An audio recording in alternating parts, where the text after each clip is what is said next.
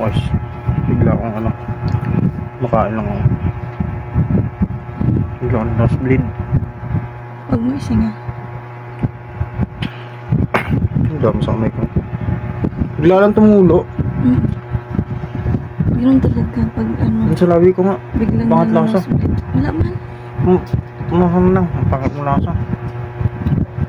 So ako na hihigop. Ngunit nabit yan doon. Di gumanon ka ngit. Tingala ka lang.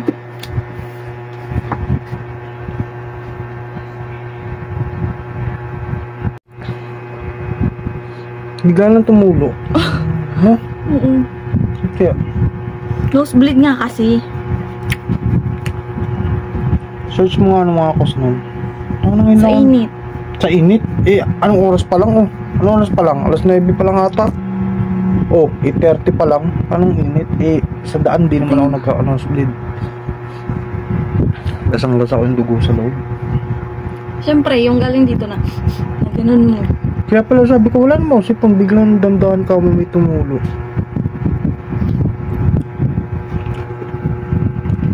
Mag-ingat kayo guys. Baka kayo na yung sunod na mamatay. Oo eh! Parang tanga. Natawa-tawa ka pa dyan. Paano na paano na kami nila? Huwag ganun eh. Ganun. Bigla lang ka nosebleed boy. Hindi ko alam bakit. Bigla lang tumulo dito. Ramdam ko yung ano, umuwit ah. Pero sabi ko wala naman usipon. Tamang kape nga lang ako. The most common cause of nosebleed is dry air. Oo.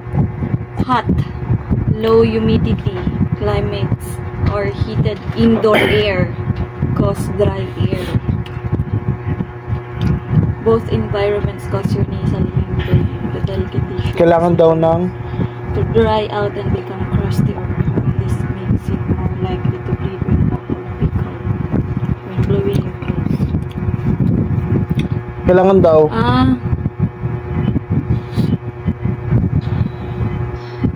naka-nosebleed, dry diba? air nga.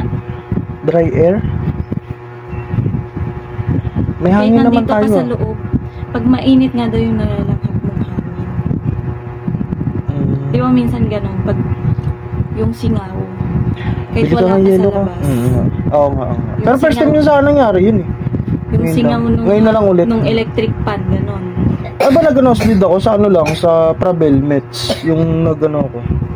Nag-layering operator ako doon. Yung sa lamig, yun naman, sobrang lamig naman yun. Tapos pag nag-nose speaking, dahan-dahan magkulangot. Hindi, kasi yung dapat kung dito yung sugat, dapat dito lang yan. Eh, ramdam ko kasi galing siya sa taas eh. Mababa. Bili mo ako yelo. Ikaw. Bili yung yelo para ano, para maagapan kasi nga, di ba? Dry air. Yun pala mga quiz. Cause din pala nun kasi dry air daw yung mga mainit daw yung nalalanghap mo, no? Mainit yung nalalanghap mo, yun din daw isang cause pagkakaroon ng nosebleed, biglaan tayo nagka-nose. Pero goods naman ako, hindi naman ako nahihilo. Hindi naman ako kulang sa tulog, kaya yun lang. Minsan sa environment din natin. Kaya yan.